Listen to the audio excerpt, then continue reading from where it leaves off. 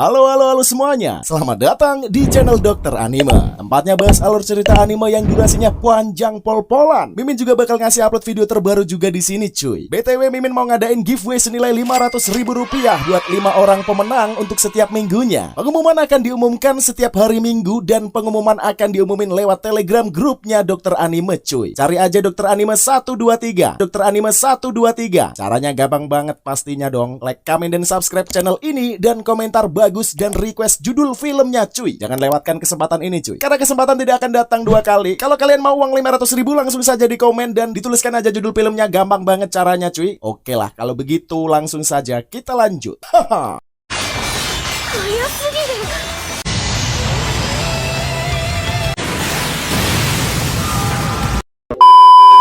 Selamat siang, malam, dan pagi dimanapun anime lovers berada. Selamat datang kembali di channel kita yang paling kece badai. Tentu saja masih bersama Mang Ope, hanya di channel ABP. Oke lah, nggak usah kelamaan lagi. Kali ini anime yang mau Mimin bahas berjudul Infinite Dendrogram. Pada tahun 2043 sudah berkembang teknologi yang luar biasa, yaitu FRMMO. Sebuah game bernama Infinite Dendrogram yang sukses merilis game dengan teknologi FRMMO. Game ini mampu memvisualisasikan kehidupan secara nyata layaknya di dunia, serta memiliki perawatan fitur-fitur tak terbatas bagi para pemainnya. Setelah 2 tahun perilisan, seorang pemuda bernama Reiji Mukudori membeli salinan game Infinite Dendrogram dan mulai bermain. Ia memulai perjalanan baru di Infinite World dengan nama Rai. Meski baru mulai, Rai sudah mendapatkan sebuah quest level 5 dengan tingkat kesulitan hard. Perjalanan Rai akan terus berlanjut dari mulai sekarang. Oke cuy, sebelum kita mulai, pasang dulu headset kalian. Lupakan kenangan tentang mantan, tinggalkan drama-drama kehidupan. Selamat menonton sambil gelesotan. Ceki bro. Scene diperlihatkan pada MC kita bernama Reiji Mukudori ya. Rai seorang pria yang hobi bermain game dan memiliki sifat yang friendly ya. Rai sedang memperkenalkan game baru yang akan dimainkannya, yaitu Infinite Dendrogram. Rai langsung memakai peralatan game, tampak seperti sebuah helm, dan ia langsung rebahan untuk memulai aksinya. Ketika membuka matanya, Rai telah tiba di dunia dalam game dan melihat sekelilingnya. Kemudian Rai melihat seekor kucing berada di ruangan tersebut. Kucing itu bernama Cashier dan ia adalah all operator number 13. Cashier bertanya pada Rai ia hendak menggunakan nama apa. Rai menjawab kalau ia ingin memakai nama Rai Starling, gabungan dari nama depannya. Setelah menentukan namanya, Rai diminta memilih avatar yang akan digunakannya di dalam dunia game. Rai bertanya, bisakah dirinya memakai penampilan asli dan merombak dirinya sedikit? Cashier mengatakan iya dan membuat avatar asli milik Rai. Setelah itu Rai melihat hasil modifikasinya di depan cermin dan ia merasa puas. Selanjutnya Rai diberikan item box, sebuah tas berisi barang-barang yang didapat ketika pertama kali login. Lalu terdapat 5 koin emas dengan total 5.000 lir. Setelah itu Cashier meminta Rai agar segera menanam embrio miliknya. Embrio berbentuk 0, setelah mencapai bentuk pertama ia baru bisa melepasnya. Cashier menjelaskan kalau embrio Rai akan berevolusi sesuai dengan kepribadian Rai. Lalu Rai tinggal memilih negara mana yang akan dikunjunginya. Rai memilih kerajaan Altaria, itu berada di ibu kota Altea. Rai bertanya pada Cashier apa tujuan sari game Infinite Dendrogram. Cashier menjawab hal itu bisa terjadi dalam keadaan apapun. Misalkan Rai bisa menjadi Raja Iblis ataupun pahlawan, semua tergantung peran yang dimainkannya di dalam game. Setibanya Rai di dunia game, ia mendarat di ibu kota kerajaan. Rai memeriksa tempat itu dan merasa semuanya seperti berada di kehidupan nyata. Rai berjalan menyusuri kota dan memandangi maps dirinya. Menurut petunjuk, Rai akan bertemu seseorang di taman dan ia segera menuju tempat itu. Tanpa sadar, Rai tertabrak seorang wanita dan ia mengalami cedera lumayan parah. Sugoi. これがゲーム。このまままっすぐ行けば、待ち合わせは確か大噴水とか言ってた。 Lalu wanita itu menyelamatkan Rai menggunakan sihir penyembuh. Wanita itu adalah Liliana Grandria dan ia sedang mencari adiknya. Maka jalannya terburu-buru. Lily menunjukkan foto adiknya pada Rai dan ia telah kehilangan sosok seorang adik. Lalu Lily meminta Rai mencari adiknya dan meninggalkan kontaknya. Meskipun tulisan asing, Rai bisa membacanya dan ia amat takjub. Kemudian Rai mendapatkan misi level 5 mencari Meliane Grandira di daftar listnya. Awalnya Rai mengira kalau Lily adalah pemain, ternyata ia adalah NPC. NPC adalah singkatan dari non-playable character. Artinya setiap karakter atau tokoh di dalam game tidak dapat dimainkan. Umumnya digunakan untuk menyebut karakter yang membantu pemain dalam game bergenre RPG atau action. NPC diprogram untuk melakukan tugas atau peran tertentu di dalam game. Misalnya menjual item kepada karakter pemain, membiarkan misi, membantu dalam pertempuran, atau sekedar jalan-jalan di kota untuk memberi suasana ramai. Lanjut lagi ya, Ray merasa misi tersebut harusnya diberikan pada pemain yang berada di level tinggi ya. Bukan pemain pemula seperti dirinya dikarenakan tingkat kesulitannya. Selanjutnya Ray mencari kakaknya di dekat air mancur dan melihat sebuah boneka besar. Ray bertanya pada Kak Beruang apakah ia kakaknya. Beruang mengenalkan dirinya sebagai Sue Starling. Begitu juga dengan Ray. Ray mengetahui kalau kakaknya suka memakai kostum dan tebakannya benar. Sang kakak hendak menawarkan Ray berkeliling kota kerajaan. Namun Ray memiliki sedikit masalah dan berkonsultasi pada kakaknya.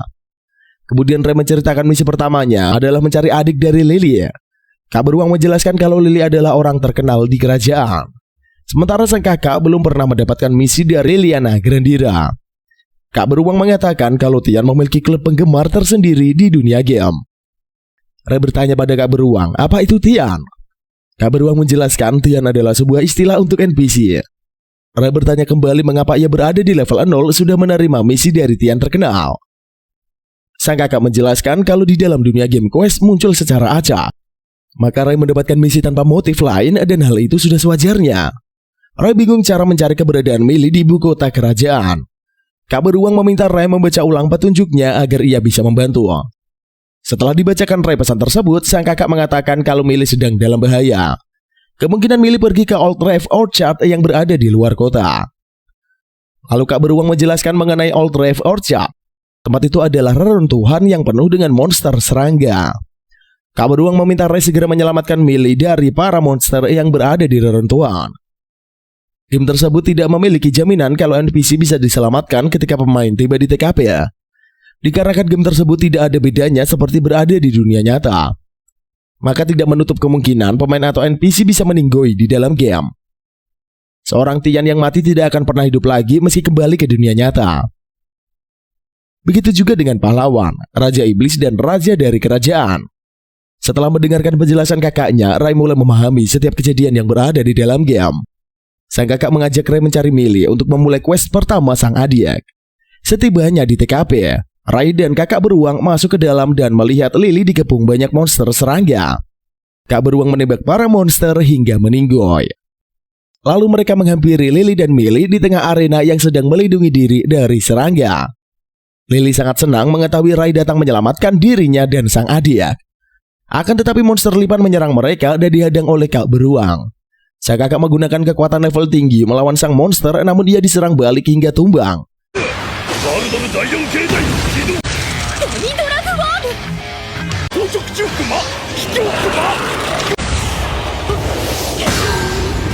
Lalu Lily mengambil alih pertarungan dan memohon agar Ray menyelamatkan adiknya. Ray tidak ingin membebani Lily dikarenakan levelnya masih 0. Oleh karena itu, Ray memutuskan membawa Lily hingga tiba di depan gerbang. Ketika Ray dan Millie lari menuju gerbang, mereka diserang monster lipan dan sang bocah membawa Millie bersembunyi. Kemudian Ray bertanya mengapa Millie berada di tempat berbahaya itu. Millie mengatakan seorang kakak berkacamata menyuruhnya mencari buah rem di hutan orchard. Millie hendak membuat selai buah. Dikarenakan Lily akan berulang tahun mendengar penjelasan sang bocah, Ray baru mengetahui ada orang jahat yang telah menipu Millie. Setelah itu Ray meletakkan bros penyambung nyawa di bajunya. Ray meminta Millie berlari menuju gerbang sendirian. Sementara Ray akan mengejar monster lipan yang amat jahat itu. Ray menghadang serangan monster lipan dan berkali-kali ia gagal. Ray meminum ramuan formula agar kekuatannya kembali lagi. Akan tetapi monster lipan menyerang Millie dan mengenai sang bocah. Ray bergegas menangkap Millie dan berhasil menyelamatkannya. Ray amat marah dan memanggil kekuatan embrionya. Lalu keluarlah seorang eneng yang ternyata ia adalah embrio milik Ray. Embrio.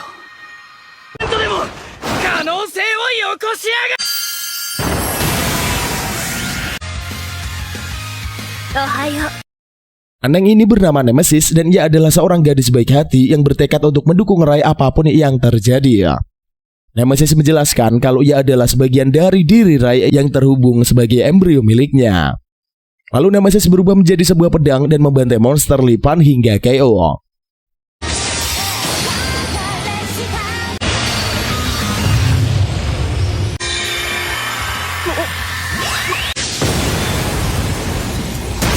Setelah itu Rai dan Nemesis membawa Millie menunggu kakaknya di depan pintu gerbang. Tak lama Millie menghampiri Rai dan mengucapkan terima kasih karena telah menyelamatkan adiknya. Selanjutnya Rai kakak beruang muncul bersama sekopnya dan ia berhasil selamat. Rai amat senang dikarenakan questnya telah selesai dan ia telah mendapatkan poin. Sementara si Enang mengeluh karena hanya mendapatkan imbalan buah rem, tak sebanding dengan kerja kerasnya saat melawan monster. Selanjutnya Rai and the Gang berhasil mengalahkan demi Dragon Worm. Kemudian Yang Mulia Shogun merasa heran ada pemain tanpa job dan berlevel 0 dapat mengalahkan demi Dragon Worm. Yang Mulia Shogun bertanya-tanya kenapa Raja Binatang Buas dari tadi tidak bicara, hanya diam saja. Apakah tidak ingin menyampaikan sesuatu? Dengan polosnya Raja Binatang Buas mengatakan kalau beruangnya sangat imut. Lantas Yang Mulia Shogun ngakak badai. Ia tidak mengerti pemikiran rekannya tersebut. Scene lalu berpindah di sebuah warung. Tampak Rai, Nemesis dan beruang sedang menikmati makanan. Rai mendapatkan kabar mengenai dirinya di dunia nyata yang mendapatkan panggilan alam. Ia bergegas logout.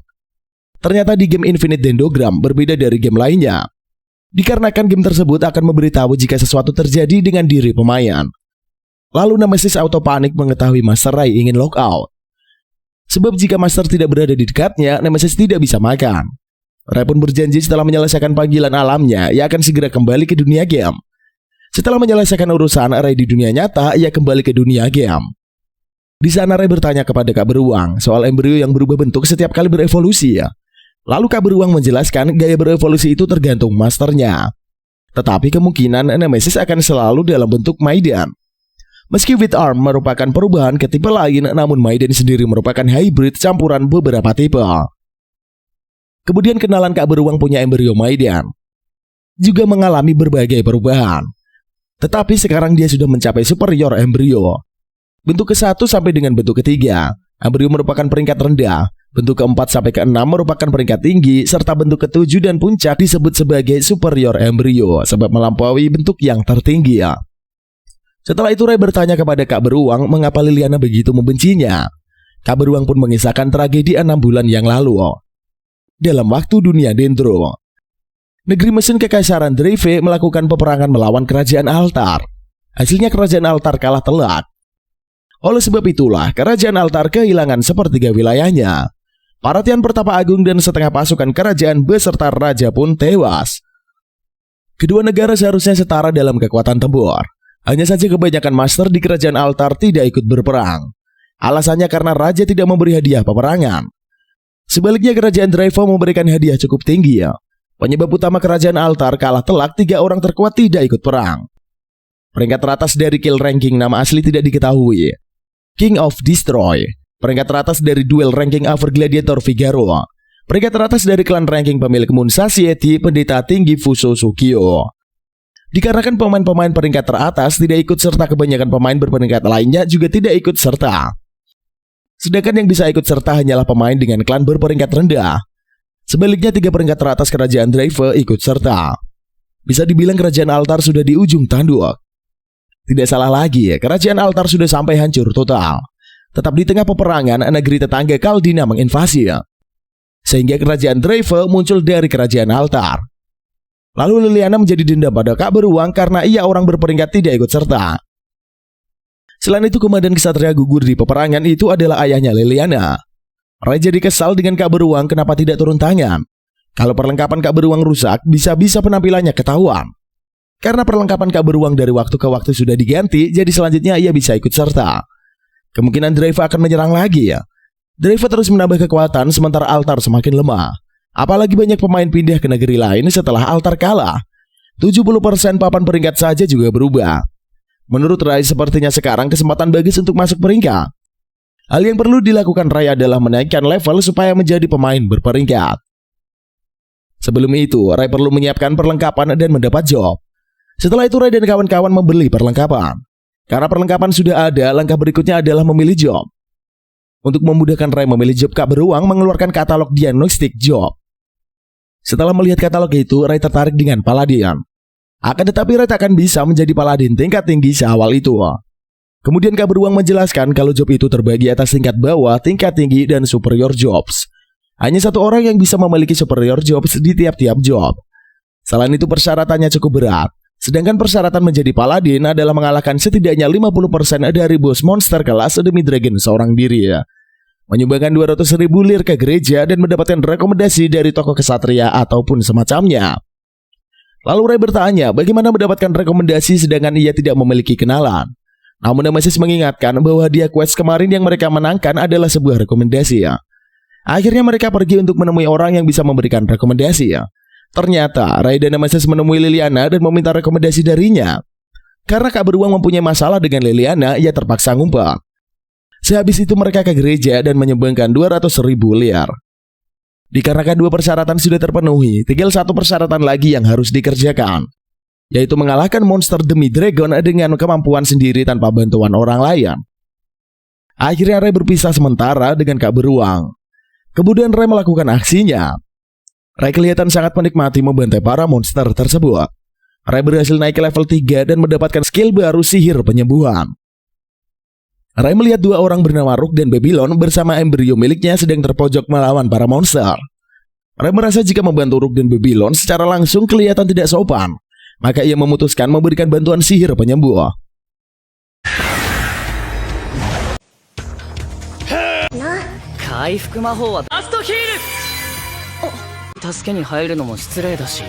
Sehingga Babylon dan Rook pun kembali pulih dan siap untuk bertarung. Kemudian Rook dan Babylon berterima kasih pada Ray. Lalu mereka berkenalan.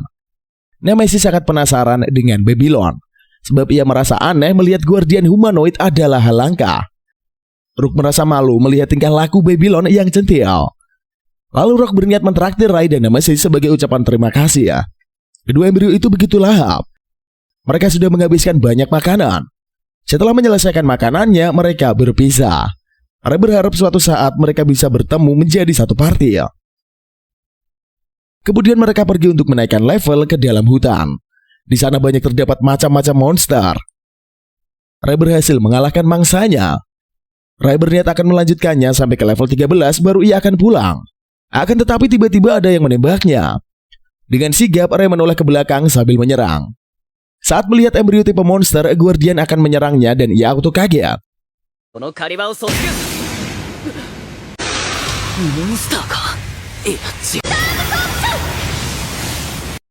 Kemudian terdengar jeritan histeris di dalam hutan. Ray sadar di sana ada pembantai pemain yang disebut dengan PK. Karena cemas, Nemesis menyuruh Ray untuk mundur. Ray merasa heran padahal guardian tadi sudah mati ya, tetapi masih bisa menyerang. Kemungkinan itu adalah guardian tingkat tinggi tipe Legion. Lalu guardian itu menyerang lagi dari belakang. Namun dapat diserang Ray. Ray merasa sudah membunuhnya. Tapi ia salah besar. Guardian itu muncul lagi dan menembak Ray. Akibat dari serangan itu, Ray kembali ke dunia nyata. Ray mendapatkan kerusakan fatal, partinya jadi musnah. Sedangkan jendela respawn Windows di komputer tertutup dengan sendirinya. Ray juga mendapatkan hukuman mati ya, sehingga mendapatkan pelarangan login selama waktu tertentu. Kemudian Ray bisa login kembali ya. Tampak Nemesis kelihatan begitu terpukul. Nemesis merasa sangat bersalah karena ia tidak mampu melindungi masternya. Seandainya Nemesis lebih kuat, ia tidak akan kalah melawan embrio Lion. Namun Ray merasa tidak benar dengan pemikiran Nemesis. Menurut Ray, jika Nemesis tidak melindunginya, mungkin mereka akan kalah lebih cepat. Tetapi tetap saja, Nemesis merasa sangat payah. Ia auto galau. Apabila Ray bukan pemain, mungkin ia sudah menghilang selamanya. Sebab itu Nemesis menjadi sangat takut. Walau semua yang dikatakan Nemesis benar, ia tidak boleh terus menyalahkan diri ya. Bagaimanapun ceritanya, mereka masih hidup. Jadi bagi Ray semua itu disebabkan oleh masing-masing dari mereka yang belum kuat. Kemudian Ray menyemangati Nemesis. Mereka akan bersama-sama bertambah kuat lalu membalas penyerangan itu. Akhirnya Nemesis berhenti menyalahkan diri atas kegagalan party mereka. Masih ada jalan di depan mereka. Ray pasti akan membalas apa yang sudah Guardian perbuat. Lalu Ray serta Nemesis pergi ke suatu tempat untuk mengasah kemampuan mereka agar bertambah kuat. Nemesis sangat ketakutan karena Ray membawanya ke tempat yang menyeramkan. Apalagi mereka ke sana di malam hari ya. Menurut Ray, PK sering muncul di dekat ibu kota. Tetapi PK tidak akan pergi ke labirin makam. Di makam kerajaan tempat Nemesis dan Master berada saat itu. Kemudian Ray dan Nemesis masuk ke dalam labirin. Lalu Ray menyuruh Nemesis berubah menjadi sebuah pedang. Akan tetapi Nemesis tidak mendengarkan perintah Ray. Ia malah berkomat-kamit ketakutan. Akhirnya Ray menyadari kalau embrionya takut kepada hantu. Ray menepuk pundak Nemesis dalam sekejap dan ia merapalkan mantra agar si Neng terlindungi. ネメシス、そろそろ剣に怖いのか? Kemudian mereka terus melanjutkan perjalanan. Melihat suasana ruangan yang terang, Nemesis tidak merasa takut dan ia akan melawan monster di sana. Akan tetapi melihat para zombie berdatangan, sontak saja rasa takutnya kembali muncul. Lalu Nemesis berusaha kabur dari sana, tetapi dihalangi oleh Ray. Nemesis tidak rela kalau ia digunakan untuk menghabisi para zombie, sebab Nemesis merasa sangat jijai. Akan tetapi Ray tidak peduli dan menyerang para zombie tersebut menggunakan Nemesis dalam wujud pedang. Kemudian Nemesis merasa sangat sedih. Dirinya digunakan untuk menumpas daging busuk. Nemesis terus menangisi nasibnya. Ray menyemangati embrionya. Berkat bantuan Nemesis, ia berhasil naik ke level 7. Ray juga berjanji setelah pulang nanti ia akan memoles Nemesis sampai bersih. Setelah itu mereka berjalan lagi dan berhenti di depan anak tangga. Nemesis merasakan ada sesuatu hal di bawah tangga. Tiba-tiba ada senjata menyerang mereka. Dengan sigap, Ray menahan serangan tersebut menggunakan counter absorption hingga senjata itu kembali ke bawah tangga. Master, 誰かが上がってくるぞ.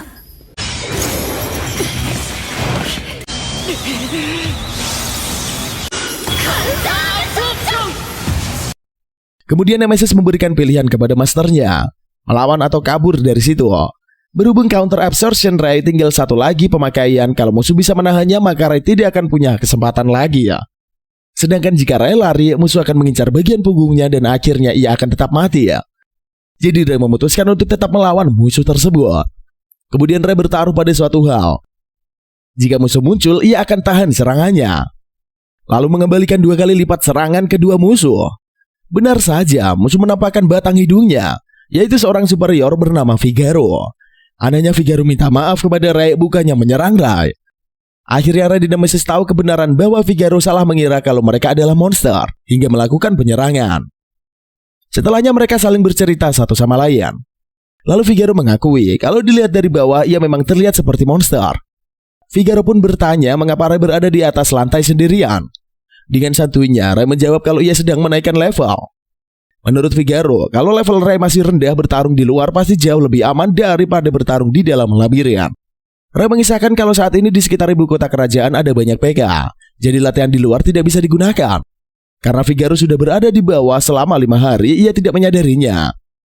Lalu Ray dan Nemesis kaget mengetahui Figaro sudah lama berada di sana. Figaro turun ke bawah sejauh yang ia mampu. Figaro sudah sampai ke lantai 48 sendirian tanpa ditemani siapapun. Karena berada di sana dan melakukan banyak pertarungan, Figaro berhasil mendapatkan rekor baru. Sontak saja Nemesis dan Ray kaget dan ingin mengetahui siapa Figaro sebenarnya. Kemudian Figaro memperkenalkan dirinya merupakan pemain peringkat teratas. Ray auto heran mengapa pemain sehebat Figaro bisa berada di dalam labirin. Alasannya Figaro menyukai labirin itu di arena. Figaro menjelaskan kalau kerajaan ada di kota duel bernama Gideon. Jika bertarung di arena tidak akan mati meskipun kalah. Lalu Figaro menawarkan kepada Ray untuk bertarung di arena. Kalau mau ke Gideon, Ray bisa langsung sampai ke sana setelah melewati pegunungan selatan. Tetapi saat ini map Gideon terkunci hingga jalan menuju Gideon pun telah diputus. Karena tadi salah mengira Ray dan Nemesis monster, sebagai permintaan maaf Figaro akan mencarikan jalan keluarnya. Berhubung besok tempat di luar pasti sudah bisa digunakan, jadi Ray harus menaikkan levelnya lalu datang ke Gideon. Figaro memuji kalau Ray dan Nemesis hebat. Meskipun menerima serangannya, embrio milik Ray tidak rusak. Jadi Figaro menyukainya dan ingin sekali secepatnya bertarung dengan Ray di arena. Setelah mengatakan itu, Figaro pamit undur diri.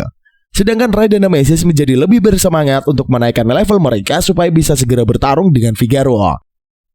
Setibanya di rumah, Ray membersihkan Nemesis dalam wujud pedang. Nemesis menangis karena masih bisa merasakan daging busuk para zombie yang ia tebas. Nemesis merasa kalau seluruh tubuhnya dipenuhi aroma busuk para zombie. Ray merasa bersalah kepada embrio, ia akan berusaha menghibur Nemesis dan tidak ada hentinya membersihkan pedang yang terdapat bercak darah. Selanjutnya Ray bersama teman lainnya sedang berdiskusi mengenai PK player killing. Rook heran mengapa jalur PK dapat tertutup padahal Tuan Figaro telah menjaganya. Ray menjelaskan kalau Tuan Figaro hanya menjaga daerah tertentu dari PK. Oleh karena itu ada hal lain yang mengganjal dan membuat Ray bingung. Menurut Ray, kemungkinan ada orang lain yang telah membereskan PK di saat yang bersamaan. Di sela-sela pembicaraan muncul sosok wanita yang memakai jas dan ia terlihat aneh. Wanita itu bernama Mary Adler dan ia bekerja sebagai jurnalis. Setelah memeriksa profil milik Mary, Rook bertanya apa itu DIN. DIN adalah singkatan dari Deodogram Information Network. Mary menjelaskan kalau ia berprofesi sebagai agensi informasi pada keempat bocah. Lalu Ray bertanya mengenai pembunuhan yang dilakukan PK baru-baru ini. Dikarenakan informasi tidak gratis, maka Mary meminta bayaran pada Ray dan kawan-kawan. Ray mengatakan akan membayarnya dan Rook akan membantu Ray membayar setengah. Selanjutnya Mary menjelaskan kalau PK memiliki tim aliansi di 4 wilayah kerajaan. Kemungkinan PK telah berkumpul di titik tertentu untuk menunggu mangsanya. Rook bertanya siapa yang bisa membunuh PK. Mary mengatakan para master embrionya lah yang telah berevolusi sampai bentuk ke-7. Beberapa master telah berhasil mengalahkan klan PK. Para superior itu adalah si tak diketahui King of Destroy. Lalu dilanjutkan si rantai tak terbatas Figaro, si dunia bulan Susukio, dan si pelahap gila Lele. Keempat orang itu adalah pelahap PK dan mereka berhasil membantainya. Setelah memberi penjelasan, Mary mengajak para bocah melihat adegan dari layar tancap. Di daerah selatan terdapat beberapa kumpulan PK dan mereka sedang membantai players pemula hingga KO. Lalu para PK curcol mengenai pembantaian Tian di daerah lain. PK Cyborg itu bernama Astro Guard dan ia merasakan serangan yang akan menyerangnya. Bener aja cuy, Figaro menghampiri klan PK dan memulai aksinya. Figaro menyebutkan kelemahan dan kekuatan yang dimiliki Astro Guard. Figaro meminta klan PK agar mundur karena ia hendak melewati jalur itu. Astro Guard mengatakan akan mundur dan memberikan surat kontrak pada Figaro. Ketika Figaro mendekati Astro Guard, ia terjebak dalam dimensi yang dibuat oleh si Cyborg. Figaro amat kesal dan ia membantai si Cyborg hingga KO dan gugur di dunia game.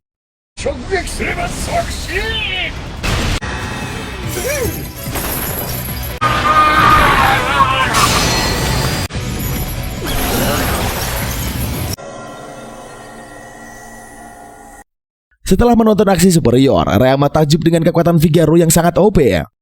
Selanjutnya Mary memutar video di daerah bagian timur. Terdapat sekelompok pasukan bulan berada di jalan sedang patroli. Terlihat sosok wanita bernama Fuso Sokyo dan ia pemilik kelompok klan bulan. Setelah mengaktifkan kekuatannya, Fuso bisa membunuh para penguntit yang hendak menyerangnya hingga tewas. Kemudian Mary memperlihatkan video di daerah bagian barat. Terdapat sosok wanita yang sedang menghadang sekumpulan PK di hutan. Wanita itu adalah Lele, dan ia memiliki skill racun yang dapat menghancurkan musuh-musuhnya. Dan yang terakhir adalah bagian utara. Mary memperlihatkan pada keempat bocah aksi dari King of Destroy. Menurut Mary, embrio yang dimiliki King of Destroy adalah sebuah kapal perang. Setelah melihat aksi para superior, Ray memutuskan mengecek TKP yang berada di utara. Seluruh hutan Nos terbakar menjadi lautan api dan berhasil dipadamkan. Nemesis melihat sebuah portal dan memasukinya. Ray menyusul si Eneng dan ia melihat ke dalam sebuah ruangan terdapat Cashier. Ray bertanya kenapa Cashier berada di sana. Cashier ditugaskan untuk memantau lokasi dan ia sedang berkeliling. Cashier heran bagaimana bisa kedua bocah masuk ke dalam ruangannya. Sepertinya embrio yang dimiliki Ray bertipe Maiden, maka dengan mudah memasuki camp Cashier. Kemudian ketiga sekawan itu curcol bareng sambil ngeteh. Ray bertanya apakah Cashier akan memperbaiki daerah utara yang telah rusak parah. Cashier mengatakan akan membangun tempat baru di daerah tersebut berbeda dari sebelumnya. Setelah curcol, Ray segera pamit pada Cashier dan ia akan menuju Gideon. Cashier memberikan clue pada Ray jantung Raja Iblis berada di perut. Ray mengucapkan terima kasih dikarenakan jamuan yang diberikannya. Lalu Ray dan kawan-kawan sedang memilih quest yang akan diambil menuju perjalanan ke Gideon. Tak lama nongol Mary yang akan bergabung dengan mereka. Mary hendak melakukan jobnya di Gideon dan akan bersama dengan tim Ray. Ray telah mendapatkan questnya yaitu mengantarkan barang dari kota kerajaan ke kota Gideon. Kemudian Ray mendaftarkan quest partinya ke guild dan mereka akan memulai perjalanannya. Di sisi lain terdapat sekelompok orang yang hendak melintasi jalan dan mereka dihadang sekumpulan goblin. Ketika mereka melarikan diri, kereta kudanya meledak dan muncullah monster raksasa yang menghadang sekawanan manusia. Lalu monster itu membantai mereka semua secara sadis di tengah perjalanan.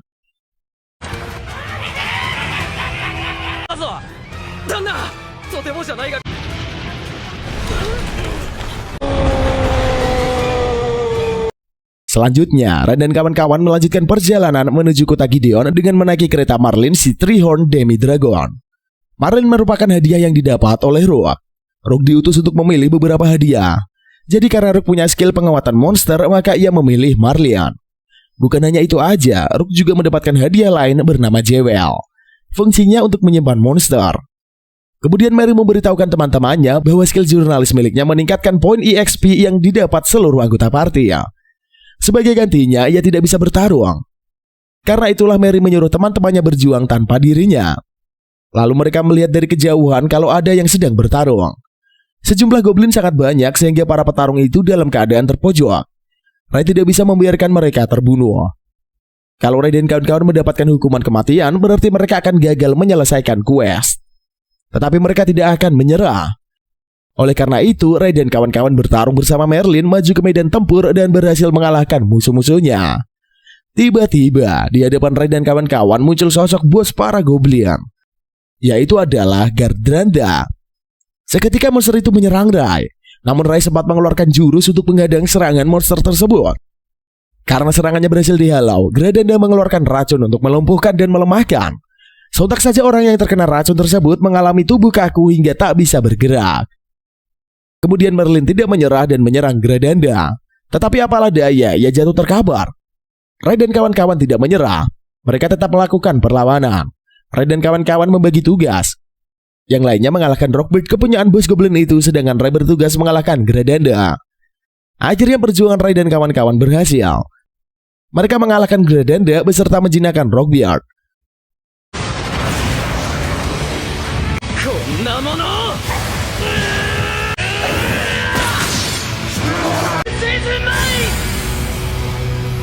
Akibat dari pertarungan melawan Gardranda, Ray terpilih sebagai MVP dan menghadiahkan lengan api beracun Gardranda. Kemudian Mary memberikan ramuan untuk memulihkan Ray. Lalu Rook membawa Rockbeard yang berhasil ia jinakan, serta memberinya nama Audrey. Setelah miasma Rockbeard tidak ada, Rook menggodanya dan berhasil menjinakannya. Lalu datanglah Alejandro berterima kasih kepada Ray dan kawan-kawan. Berkat pertolongan Ray dan kawan-kawan, Alejandro beserta keluarganya selamat. Kemudian seorang membuka petitian dan memasukkan para mayat ke dalamnya. Di sisi lain, seseorang di depan ruangan kendali merasa aneh dengan kekuatan yang dimiliki Ray. Mr. X merasa tertantang dengan kekuatan yang dimiliki sang MC. Berbeda pada Ray dan kawan-kawan, ia sedang membagi hadiah hasil quest yang telah selesai. Setelah itu Ray dan Nemesis latihan menggunakan senjata barunya. Saat itulah Ray gagal mencobanya dikarenakan belum memahami penggunaannya. Lalu muncullah sosok aneh dari balik pohon. Penguin itu mengenalkan dirinya pada Ray, ia adalah Dr. Flamingo. Sang penguin memberikan ramuan pada Ray dan ia meminumnya. Akan tetapi nongollah sepasang kuping di kepala Ray sehingga ia amat murka. Kemudian Ray meminta Dr. Flamingo mengembalikannya seperti sedia kala. Sang penguin mengatakan kalau obat tersebut adalah ramuan uji coba. Maka Dr. Flamingo belum menemukan penangkalnya. Namun kedua kuping milik Ray akan menghilang setelah 10 hari ya. Tak lama Dr. Flamingo melarikan diri dari TKP dan pergi berlalu. Kemudian Ray bertemu dengan Mary di gelanggang jalan. Mary melukis Ray dan hasil gambarnya sangat bagus. Mary menertawakan Ray yang memiliki telinga seperti hewan di kepalanya. Mary bertanya bagaimana bisa Ray mendapatkan telinga hewan itu.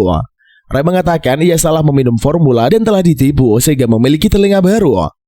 Ray mengeluh dikarenakan ia hendak pergi ke toko Alejandro namun memiliki telinga yang aneh.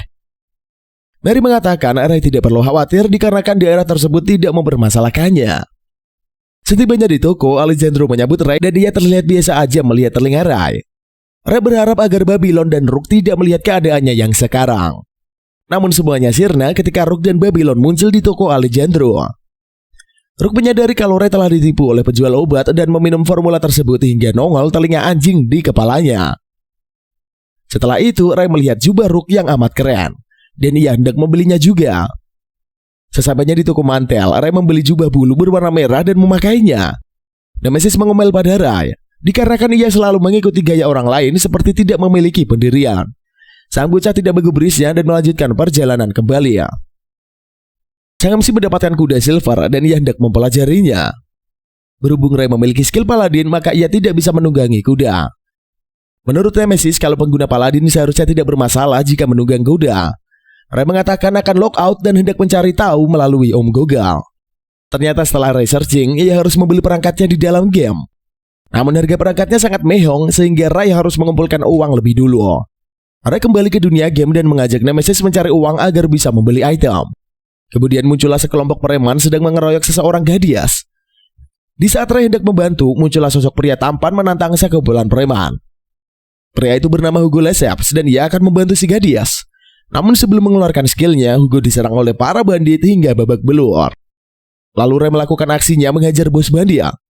Setelah itu, sekumpulan preman melarikan diri karena ketakutan. Selanjutnya Ray menyembuhkan Hugo dan ia kembali fit lagi ya. Si gadis mengucapkan terima kasih dan memohon kepada para kesatria agar menyelamatkan adiknya yang telah diculik. Hugo dengan nada lemah lembut mengatakan akan membantu si Eneng dan mengusap air matanya. Tak lama nongol seorang bocil di TKP dan ia adalah rekan dari Hugo. Bocah itu bernama Siko dan ia telah mengalahkan para preman sendirian. Setelah itu Siko mengatakan kalau markas para bandit berada di pegunungan Cruella. Kemudian mereka mendapatkan quest menyelamatkan Rodi Landscares. Lalu Ray dan Hugo beserta lainnya akan melakukan misi bersama-sama. Hugo menggunakan senjata robot berbentuk transformer menyerang pasukan bandit. Lalu Ray dan Nemesis masuk ke dalam kastil dan bertemu dengan pasukan tengkorak anak-anak.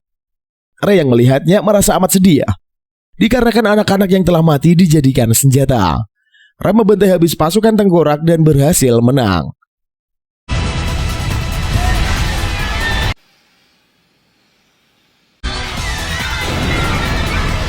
Kemudian Ray merasa kalau dunia game terasa amat nyata. Nemesis menjelaskan kalau dunia game nyawa seseorang sangat mudah melayang dan tidak berharga. Lalu bos gladiator Guos muncul dan Hugo menyerangnya. Terjadilah pertarungan sengit di antara kedua kubu. Namun Hugo berhasil dikalahkan dan ia mengalami cedera yang lumayan parah. Lalu Seiko meminta masternya bersatu dan menggunakan skill yang sesungguhnya. Ternyata Seiko adalah embrio milik Hugo dan mereka berdua berubah menjadi sangat OP.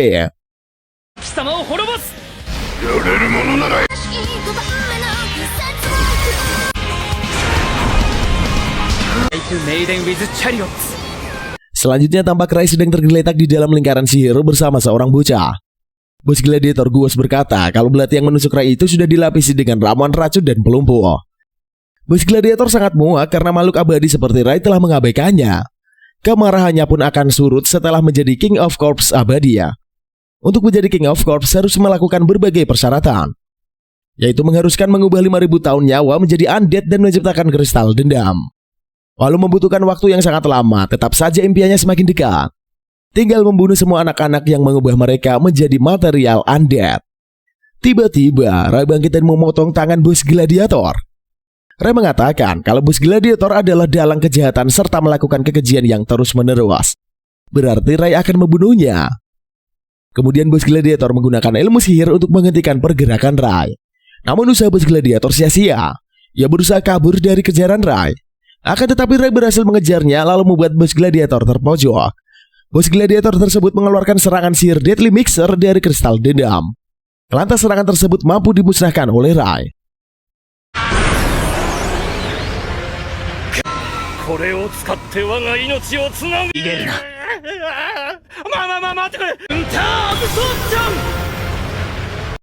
Dikarenakan bos gladiator merasa ia tak bisa menang melawan Ray, bos gladiator menawarkan kesepakatan dengan memberi Ray uang dalam jumlah besar.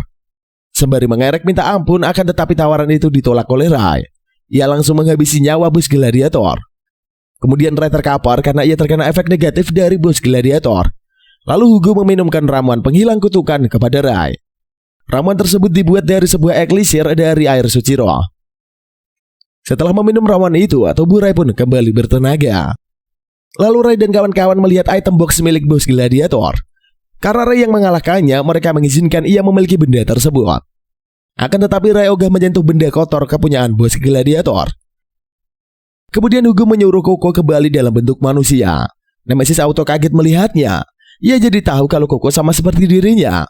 Lalu simbol yang berada di tangannya merupakan skill Maiden, yaitu simbol penyamaran. Ketika Ray dan kawan-kawan pergi kembali ke ruang bawah tanah untuk menyelamatkan anak-anak yang ditawan, datanglah segerombolan anak buah bos gladiator. Salah satu di antara mereka membuka item box milik bos mereka. Keluarlah banyak koin dan sebuah mata kecil. Mata tersebut adalah sosok gladiator. Ia berubah menjadi lebih besar dan mengeluarkan kekuatan yang dapat menjerat benda-benda di sekitarnya. Setelah menyerap tubuh anak buahnya sendiri, bos gladiator kembali ke wujud monster. Kemudian Ray kembali bertarung dengan bos gladiator. Kali ini Ray kewalahan melawan musuhnya. Karena bos gladiator menjadi monster yang sangat OP, Rai pun tak bisa menandingi lawannya hingga ia terluka parah dalam keadaan tak sadarkan diri.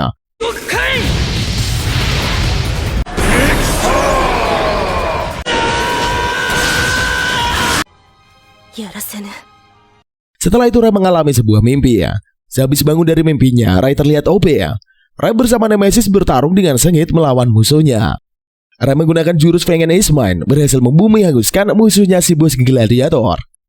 Akibat mengalahkan bos gladiator, Rai mendapatkan 2 skill baru, yaitu skill kuda dan penunggangan. Sehingga Rai naik ke level silver.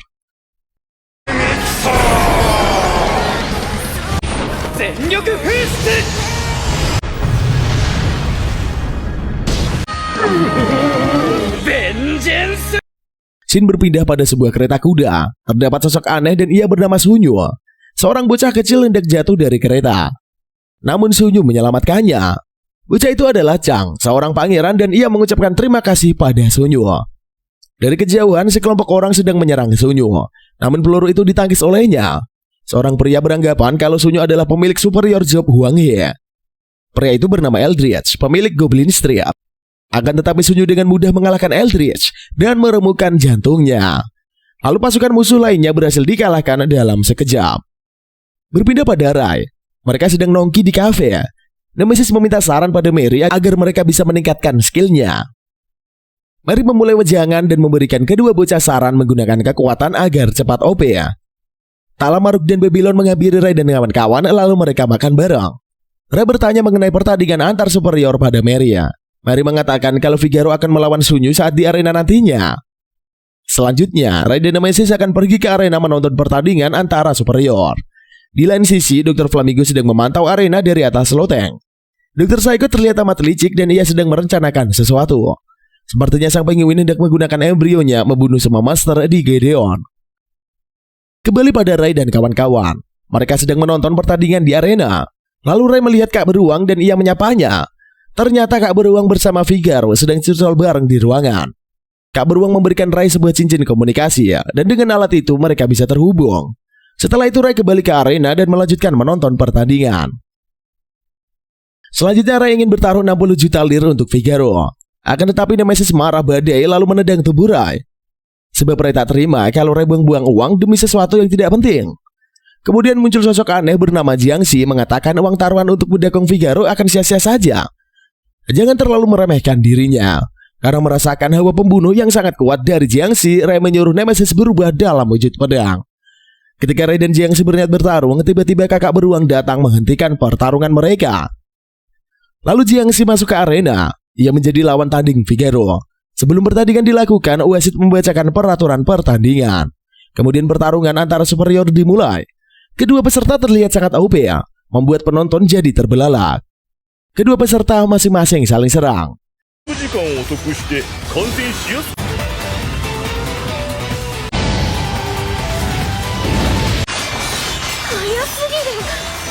Tiba-tiba pertahanan Figaro hancur dan ia muntah darah. Walau Figaro terluka, tetapi ia amat OP serta bisa menangkis serangan Jiangxi. Jiangxi merasa heran padahal Figaro sudah melepaskan perlengkapannya. Tetapi ia malah bertambah hebat. Karakteristik embrionya Figaro semakin lama ia bertarung, maka Figaro semakin bertambah kuat. Kemudian Figaro mengeluarkan taring berlian naga Zenia, Gloria Alpha. Begitu juga dengan Jiangxi, ia mengeluarkan taring Yinglong. Lalu kedua peserta itu kembali saling menyerang. Figaro berhasil memotong tangan Jiangxi, namun senjata Jiangxi menusuk jantungnya. Dikarenakan superior embrio milik Figaro berbentuk hati, senjata Jiangxi tidak dapat menembus tubuh Figaro. Lalu dengan jurus Fang of Gloria, Figaro menebas tubuh Jiangxi. Akhirnya Figaro berhasil memenangkan pertarungan. Namun tubuh Figaro tidak dapat bergerak sama sekali. Ternyata ada yang menghentikan waktu di arena pertandingan. Tiba-tiba muncullah sosok Dr. Flamingo yang mengatakan kalau itu pertarungan yang luar biasa. Kemudian panitia event tersebut sangat marah karena kehadiran Dr. Flamingo. Setelah ia melepaskan kostumnya, semua orang di ruangan pertandingan auto kaget. Ternyata ia adalah Mr. Franklin. Franklin memperlihatkan putri kedua kerajaan Altar, Elizabeth S. Altar. Selanjutnya Mary teringat ketika ia keliling kota dengan bertemu gadis yang sedang dipalak. Bocah itu adalah putri Elizabeth dan ia sedang melarikan diri dari prajurit. Tetapi Elizabeth malah bertemu dengan Bandiat. Namun Mary menyelamatkannya dan membawa sang putri pergi. Elizabeth sangat ingin menonton pertandingan di arena Gideon, maka melarikan diri dari pengawal kerajaan. Kemudian Mary melihat si Psycho menangkap Ellie yang sedang pingsan. Dr. Psycho mengumumkan peperangan pada para monster di arena. Arena pertandingan Gideon telah disegel oleh sang dokter. Jadi para peserta tak bisa meninggalkan lokasi. Dr. Franklin membawa Ellie pergi dan mereka terbang di udara. Sementara Ray dan kawan-kawan memikirkan cara melewati penghalang di arena. Ray dan teman-teman berhasil melewatinya dan mereka akan melawan Master utusan Dr. Psycho. Terjadilah pertarungan antara Master di luar gedung. Musuh amat takjub melihat para pemula memiliki skill yang amat OP. Ray dan kawan-kawan berhasil mengalahkan pasukan penjaga. Kembali pada Franklin, ia sedang menjelaskan pada Ellie mengenai rencana busuknya. Ellie memegang kompas yang dikendalikan Franklin dan melihat pergerakan para Master. Tak lama Franklin diserang oleh musuh dan ia berhasil dikalahkan.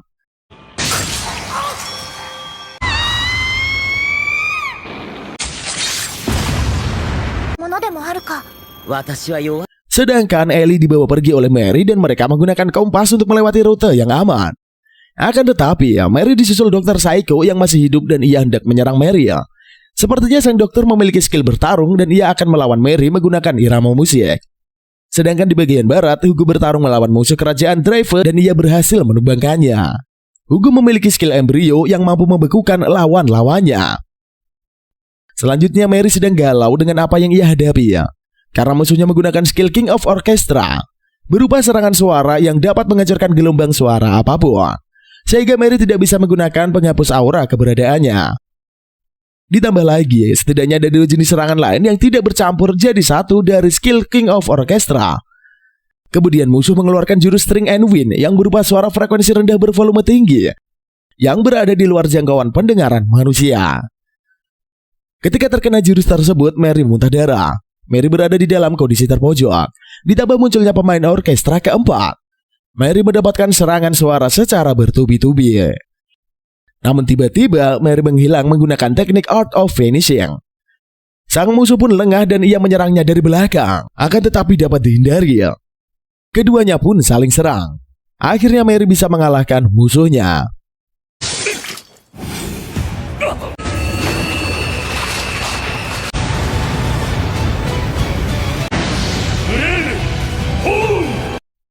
Di sisi lain, Franklin sedang menggendong Putri Elizabeth meminta Hugo untuk membiarkan Ray lewat karena ia ingin bertarung dengan Ray.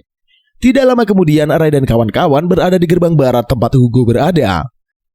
Hugo hanya mengizinkan Ray yang lewat karena ia sudah berjanji pada Franklin. Kemudian Ray pergi masuk ke gerbang barat. Akhirnya Ray bertemu dengan Franklin. Kehadiran Ray di sana membuat Franklin sangat bahagia. Franklin tidak sabar ingin segera bertarung dengan Ray. Cindy diperlihatkan sosok Rook di dunia nyata. Ia telah kehilangan orang tuanya saat usia 15 tahun. Rook bingung harus berbuat apa dan ia menemukan surat di atas meja kerja ayahnya. Lalu Rook membaca isinya. Ternyata sang ayah menginginkannya mengungkap kehidupan di dunia game yang sebenarnya. Maka Rook memutuskan melakukan keinginan ayahnya itu dan ia bermain di dalam dunia game Dindogram. Kemudian Rook melanjutkan pertarungannya melawan Hugo. Rook memiliki skill menganalisa kemampuan lawan dan ia berhasil menghindari serangan Hugo.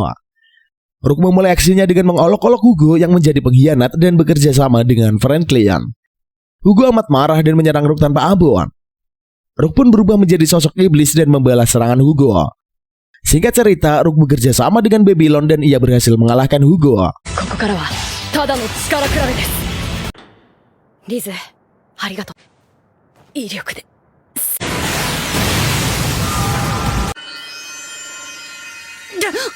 Berbeda pada Franklin yang sedang kampanye di udara. Franklin mengatakan akan membebaskan kota dari para monster.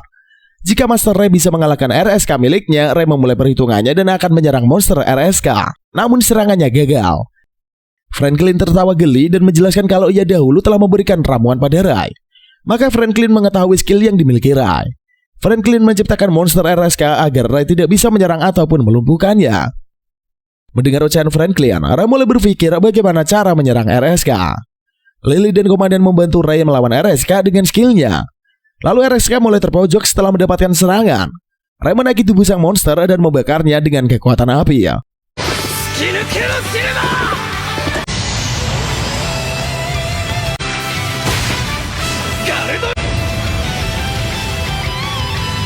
Ray berharap sang monster musnah seketika dan mereka akan membantai Franklin.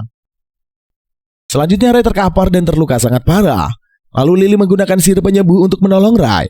Melihat kondisi Ray dan kawan-kawan dalam keadaan yang tidak menguntungkan membuat Franklin ngakak abis. Franklin juga mengolok-olok Ray and the gang. Lalu Lily menyerahkan pemulihan Ray kepada bawahannya, sebab ia ingin melawan Franklin. Franklin mengejek Lily serta mengeluarkan sihir call DGP KOS sehingga muncullah dua monster sekelas Pure Dragon. Franklin berniat menghancurkan kota dengan bom yang sudah ia pasang. Akan tetapi saat ia menekan remote controlnya tidak ada reaksi kota hancur. Padahal remote-nya itu tidak rusak sama sekali ya. Di sisi lain tampak Mary yang sudah selesai mengumpulkan banyak bom yang disembunyikan Franklin. Mary dapat menemukan bom tersebut dengan menggunakan skill Consel Sense.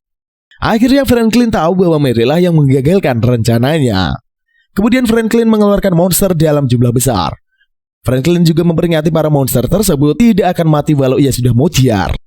Para monster tersebut akan membantai siapapun, kecuali anggota klan Franklin dan juga makhluk yang ia ciptakan. Lalu Ray sadar dari pingsannya. Ia dan rekan-rekannya melawan para monster buatan Franklin. Sedangkan kakak beruang berhasil menghancurkan perisai yang dibuat oleh Franklin. Kakak beruang menyuruh Figaro untuk melindungi orang-orang yang ada di arena jikalau mendapatkan serangan dari monster. Kemudian kakak beruang tiba di lokasi di mana Ray dan teman-temannya lagi berjuang melawan monster. Ketika monster berlevel 3 menyerang Ray, muncullah kakak beruang menghancurkan monster tersebut. Lalu kakak beruang memberi peringatan kepada Franklin. Franklin sudah salah besar dengan menjadikan kakak beruang dan adiknya si Ray sebagai musuh. Ternyata kakak beruang adalah King of Destroy. Kakak beruang melakukan aksinya. Ia membantai para monster dengan mudahnya. Kemudian muncullah kapal perang Twin Quintuple Cannon siap melepaskan firebomb. Kapal perang tersebut membantai para monster yang berkeliaran. Franklin marah badai melihat kapal perang yang merupakan artileri tipe pemusnahan skala besar. Rencana A digagalkan oleh Ray. Rencana B digagalkan oleh Superior Killer Mary. Rencana C yang persiapannya butuh waktu lama pun dihancurkan oleh King of Destroy.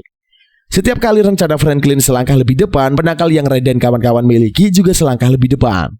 Jikalau begitu, Franklin akan melenyapkan kemenangan Ray dan kawan-kawan dengan kekalahannya. Kemudian King of Destroy alias Hugh Starling menghadang para musuh di TKP dan ia terlihat amat OP. Franklin memperhatikan gerakan sang master dan ia menyiapkan serangan lainnya.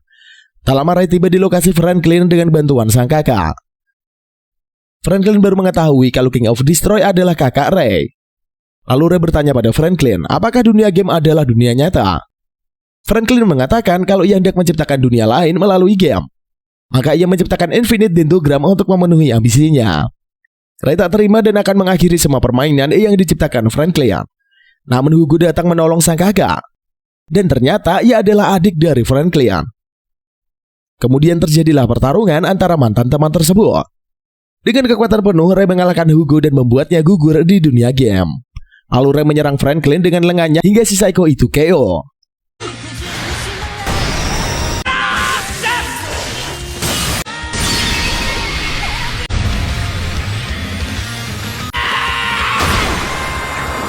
Namun lengan Ray putus dan ia diselamatkan oleh Nemesis.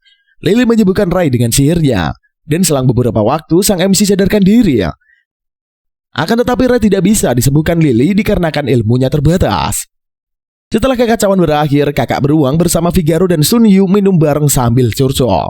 Mereka merayakan keberhasilan para master melawan si Psycho Franklin.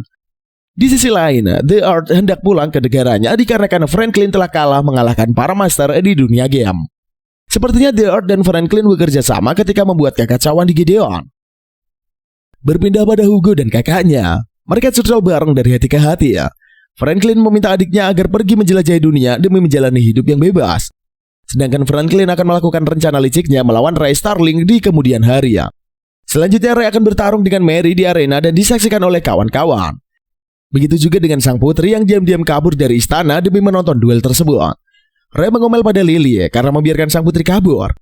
Terjadilah duel di antara kedua rekan tersebut dan mereka menikmati pertarungan.